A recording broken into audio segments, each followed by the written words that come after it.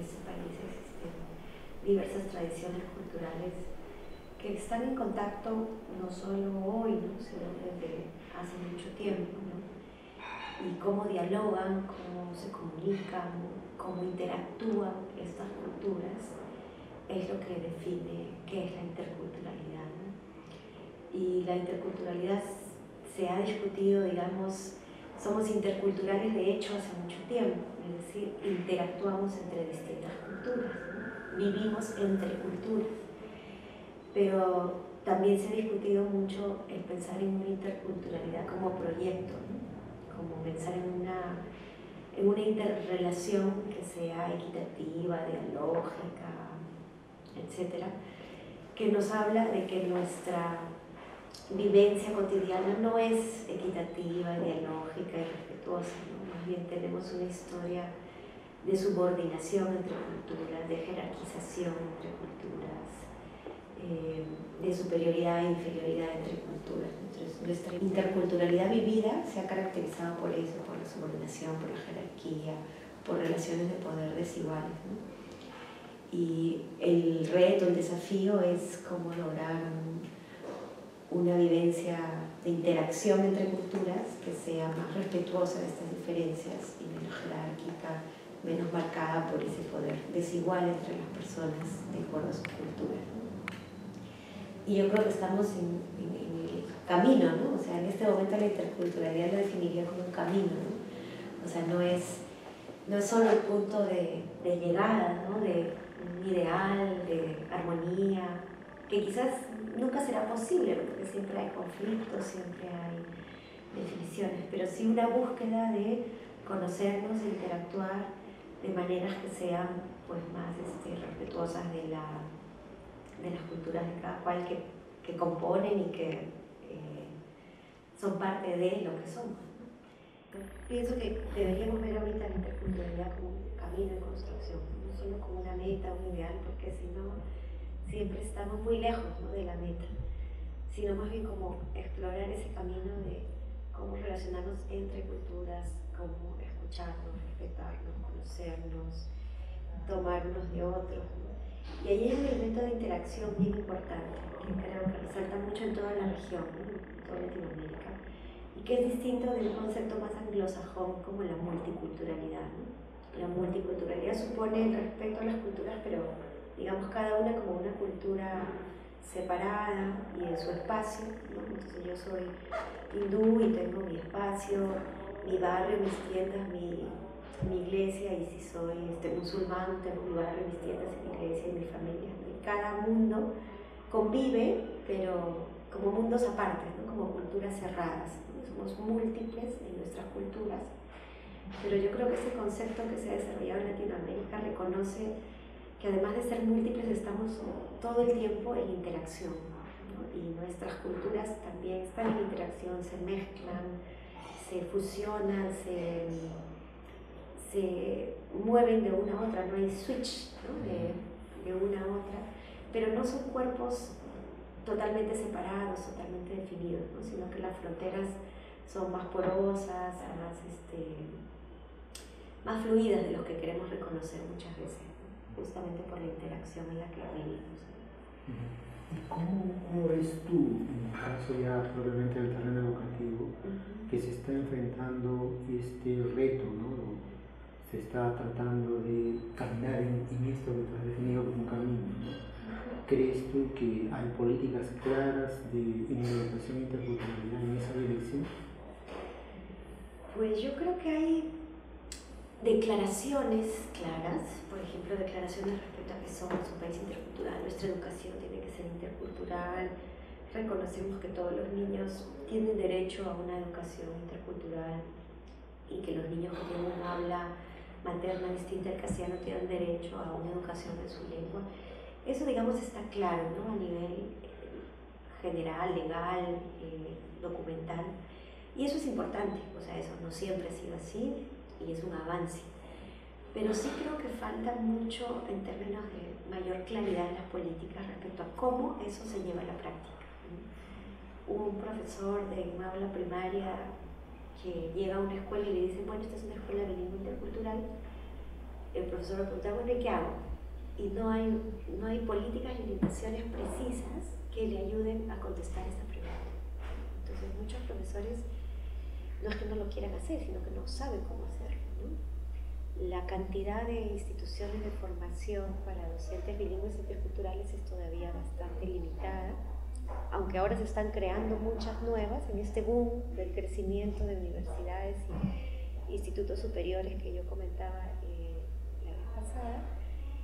Están apareciendo estas especialidades, pero no siempre están adecuadamente preparadas, ¿no? Es más una respuesta a la demanda que una trayectoria de preparación en la materia, ¿no? Entonces falta mucha orientación práctica, ¿no? Y cuando encontramos ya en las aulas lo que se está haciendo, hay de todo, hay cosas muy interesantes, pero una cosa predominante es lo que algunos colegas han llamado la escolarización de la cultura, ¿no? O la folclorización de la cultura.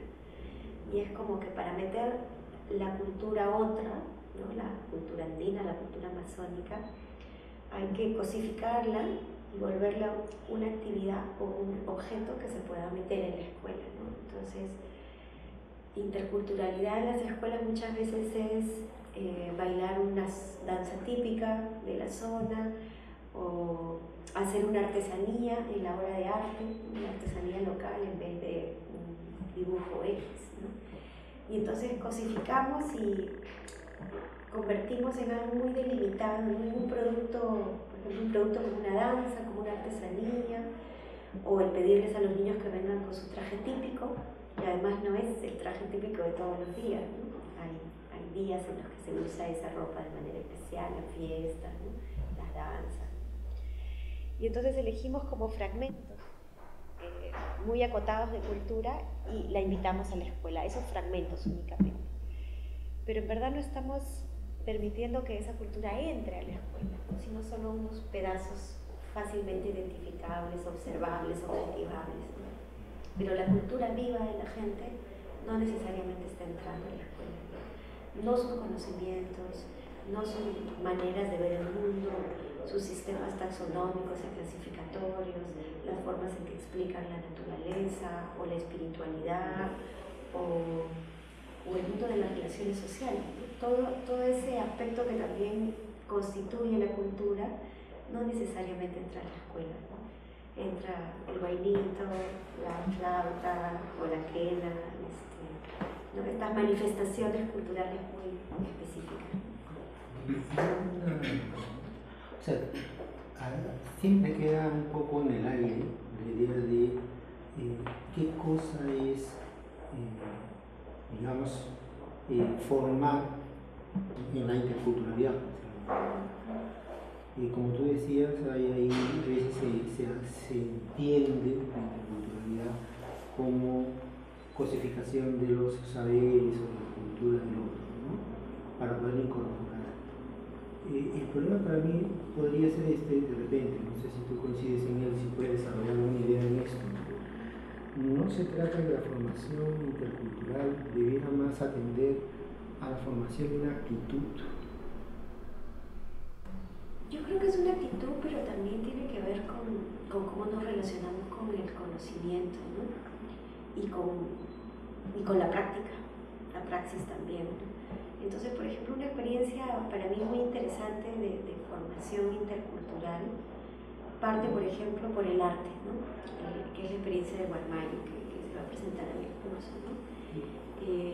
En Guarmayo exploran el arte local y el arte no local, externo, ¿no? Entonces, normalmente la escuela llega con sus pinceles y plumones o tarros de pintura, ¿no? Esa es una forma de expresión artística, ¿no?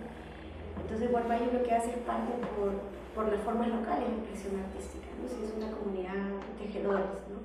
Bueno, cómo logran el color de sus lanas, por ejemplo, ¿no? Entonces trabajan con las mamás y con los niños para teñir, ¿no? Con cochinilla o con plantas, ¿no es cierto? O sea, utilizan los recursos locales que trabajan el color y utilizan las técnicas locales que trabajan el color, ¿no? Entonces usan estos recursos, exploran, tiñen, ¿no?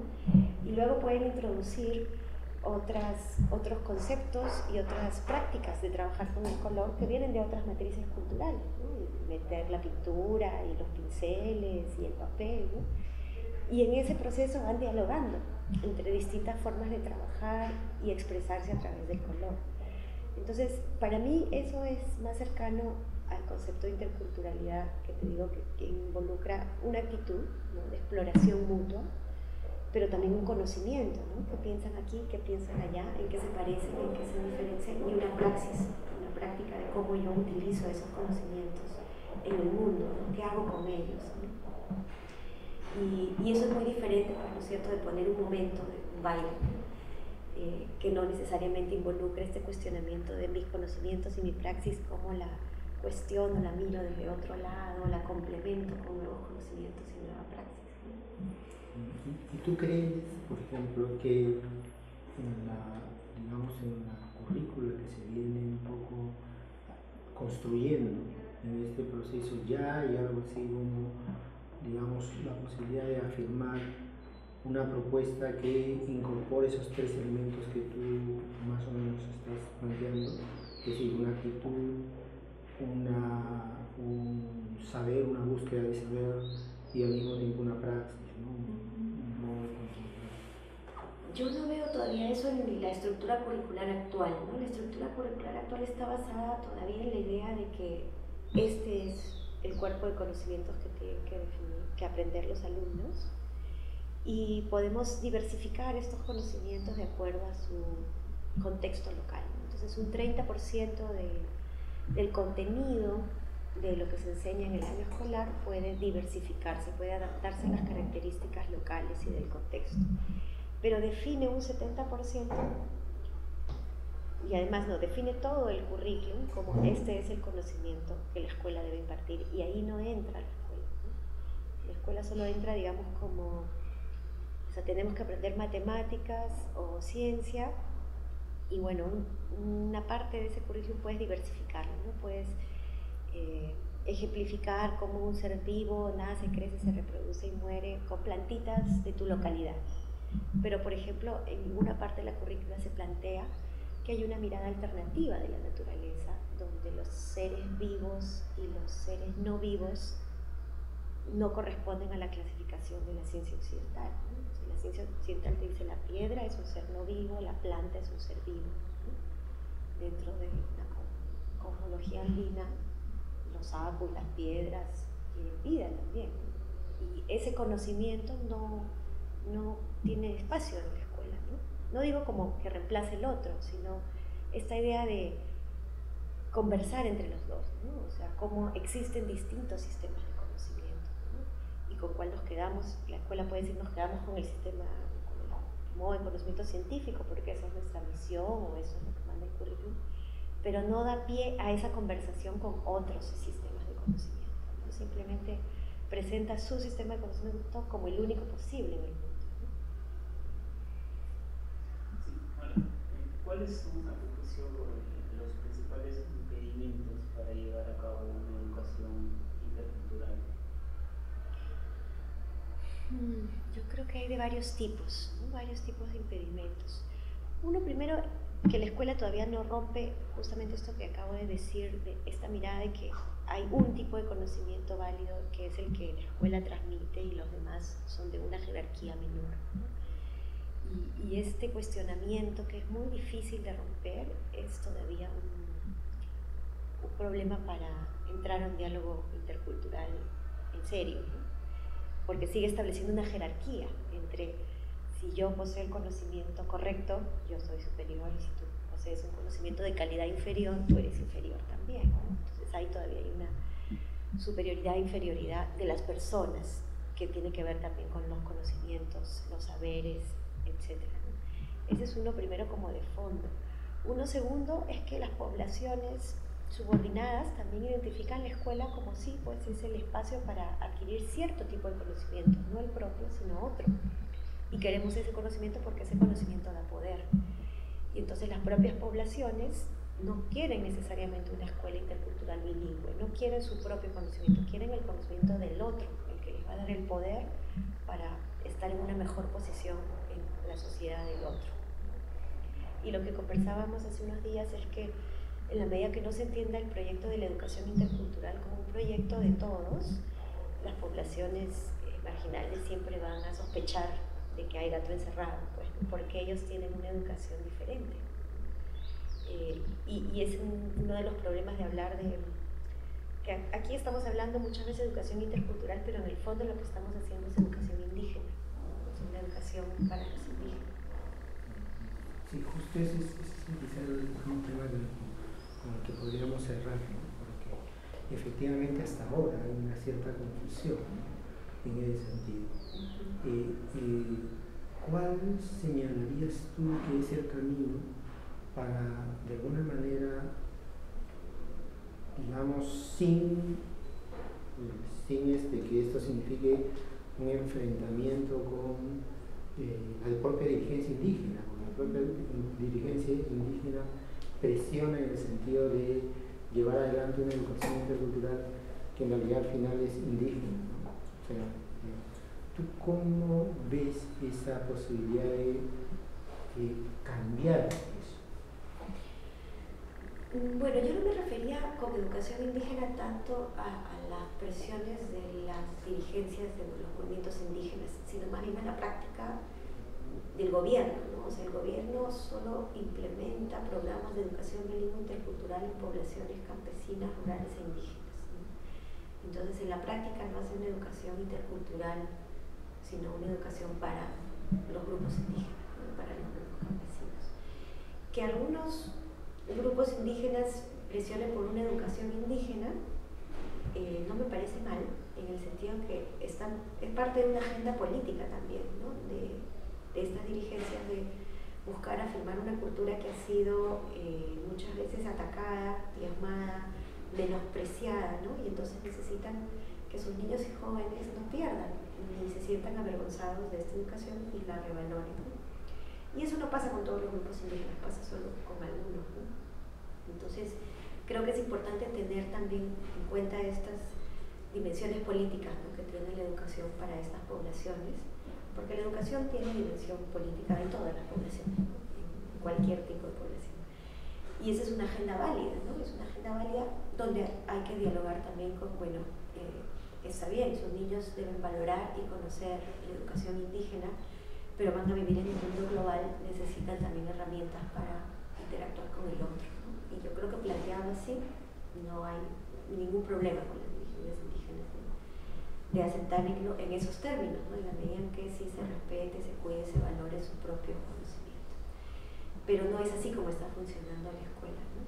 En Estados Unidos, por ejemplo, hay muchísimos programas de revitalización lingüística, ¿no?, de poblaciones enteras que han perdido su lengua o que ya pues quedan solo los ancianos hablando su lengua nativa americana, y entonces hay todo un esfuerzo para a partir de la escuela poder recuperar eso, ¿no?, sin negar toda una cultura anglosajona que también ya ha sido incorporada en la vida de estas personas, ¿no?, que son ciudadanos norteamericanos, entonces también quieren participar plenamente de esta nación.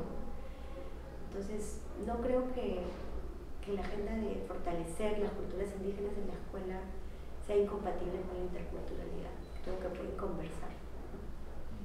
Más me refería a que la interculturalidad se reduzca a hacer una escuela para niños indígenas como un subproducto, ¿no?, del sistema nacional.